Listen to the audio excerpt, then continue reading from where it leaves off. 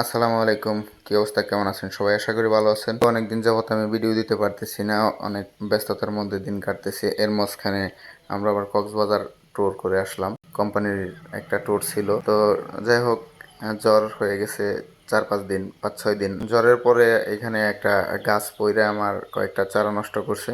তো আমি সেই জন্য দেখতে আসছিলাম। তো তারপরে আবার একটু সময় করে গতকালকে আমি এটা সকালবেলায় যেয়ে গাছগুলা কাইটে দিয়ে, আর এছাড়া অন্যান্য কিছু গাছ আছে যেগুলো রোগ আক্রান্ত হয়েছে, তো এই গাছগুলো আমি কাটতে আসছি। গাছগুলা কাইটে আমার এখানে টোটাল চারা আছে 320 পিস। তো এর মধ্যে 20 পিস আমি প্রথম থেকেই বাদ দিই, কারণ এগুলা কিছু মারা যাবে বা সমস্যা হবে এটা জানি। এছাড়াও এই কলাটা হচ্ছে শতকরা 10টা-15টা এটা নষ্ট হয়, এটা স্বাভাবিক। তো এটা যাই না মাইনাই চাষ করে সবাই। তো আমি ওইটা যাই নাই চাষ করছি, বা যারা পুরাতন চাষি আছে, তো তাদের সাথে আমি কথা বলছিলাম যে আমি কিছু কলা লাগাবো। তখন ওনারা আমার বলছিল যে কলাটা আসলে এরকম এরকম, তো তুমি যদি এটা লাগাও হয়তো কিছু ক্ষতি হবে। তো আমি বলছি অসুবিধা নেই, আমি যেহেতু নতুন আর প্রথম একটু চেষ্টা করে দেখি যে আসলে কিরকম আর খরচটা কিরকম হয়, মানে চারাগুলা আসলে কিভাবে যত্ন করে এটা পরিপূর্ণ ফল আনতে হয়। তো আমার ওইটা শেখার জন্য অল্প পরিসরে আর কি, যেতে আমার যা হয় লস হইলেও আমার কোনো আপত্তি নেই, আলহামদুলিল্লাহ। তো যাই হোক, আমি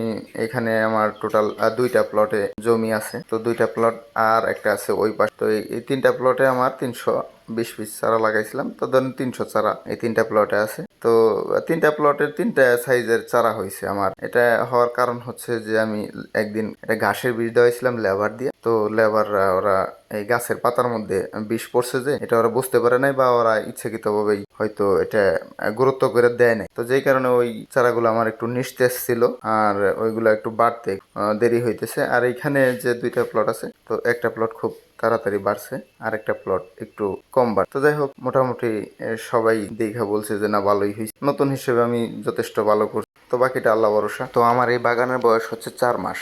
আর এই 4 মাসের মধ্যে যত কাজগুলো আছে আমি সবগুলাই লেবার দিয়ে করাইছি। এখানে চারাগুলো লাগানোর পরে একটা কোপ দিতে হয়, মানে চাপ কোপ যেটাকে বলে, বড় বড় চাপ মাটির এরকম উল্টায় রাখা হয়। তো এরপরে হচ্ছে যে এটাকে আবার ছোট কূপ দিতে হয়, ওই চাপগুলো ভেঙে দিতে হয়। এরপরে হচ্ছে যে চাষ দিয়ে দিতে হয়, এবং কি ওই চাষ দেওয়ার পরে মাটিগুলো এরকম একটা বিট বাইদা রাখতে হয়, যেরকম যে আমার জমিতে রাখা আছে ছোট ছোট। আর এখন হচ্ছে যে প্রথম পর্যায়ে সার দেওয়ার পরে এখন দ্বিতীয় পর্যায়ে সার দেওয়ার সময় হয়েছে। তো আমি এটার দ্বিতীয় পর্যায়ে সার দেব।